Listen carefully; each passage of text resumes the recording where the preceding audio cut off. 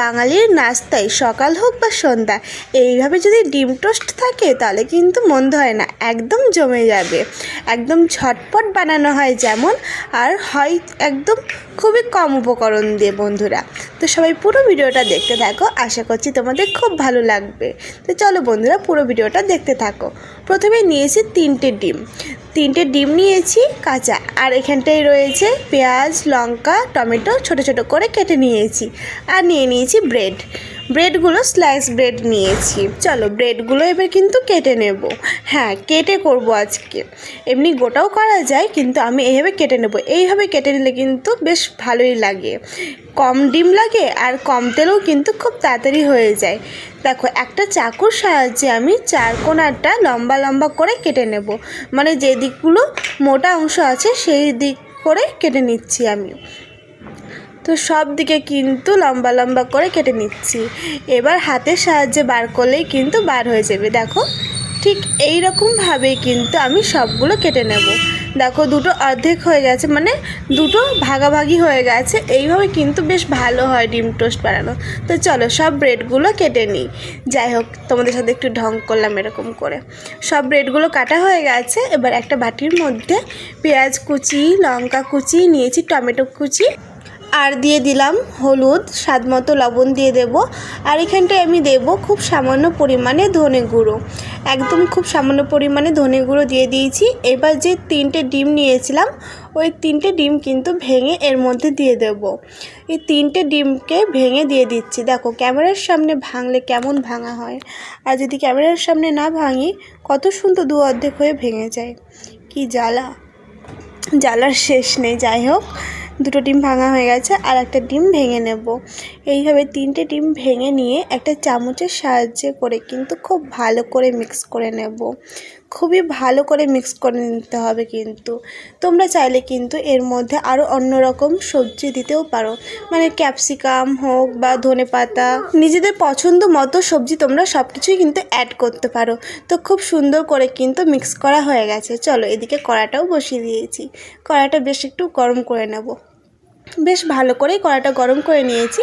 তারপর দিয়ে দিচ্ছি রিফাইন তেল দিয়ে কিন্তু ভেজে নেব।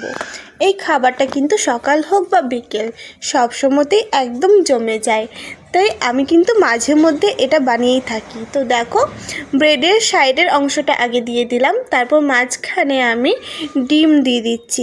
যে ডিমটা এখনই মিক্স করে রেখেছিলাম ওই ডিমটা বেশ ভালো করে ছড়িয়ে দিলাম। তারপর ডিমের ওপর দিয়ে কেটে রাখা বাদবাকি ব্রেডের অংশটা দিয়ে একটুখানি চেপে দিতে হবে, তাহলেই কিন্তু খুব ভালো করে জয়েন হয়ে যাবে। এইভাবে কিন্তু বেশ ভালোই লাগে। তো এক পিঠ তো ভাজা হয়ে গেছে, এবার এই পিঠটাও কিন্তু বেশ ভালো করে ভেজে নেব। বেশ আমি লাল লাল করেই ভেজে নিচ্ছি, উল্টে পাল্টে বেশ লাল লাল করে ভেজে নিয়েছি। দেখো, এবার কিন্তু ভাজা হয়ে গেছে। তাহলে চলো তুলে নিই এটাকে আগে। তো এই ব্রেডটা তো তুলে নিলাম। এবার আবারও ঠিক একই রকমভাবে তেল দিয়ে তারপর দিয়ে দেব ব্রেডের সাইডের অংশটা দেওয়ার পর আবারও দিয়ে দেব ডিম। এই ঠিক একই প্রসেসে হবে, কিন্তু ডিমটা দিয়ে ভালো করে ছড়িয়ে দেব। এইভাবে কিন্তু ডিমটা খুব কম লাগে, মানে 3টে ডিমে কিন্তু অনেকগুলো ব্রেড হয়ে যায়। ঠিক একই রকমভাবে ব্রেডের বাকি অংশটা ভালো করে দিয়ে চেপে দেব, মানে খুব ভালো করে একটু চেপে দিলেই কিন্তু হয়ে যাবে। দেখো, এই একটা প্রথমে বানিয়েছি, তুলে নিয়েছিলাম সেটা। তো এই দিকটা তো ভাজা হয়ে গেছে, আবার উল্টে দিচ্ছি।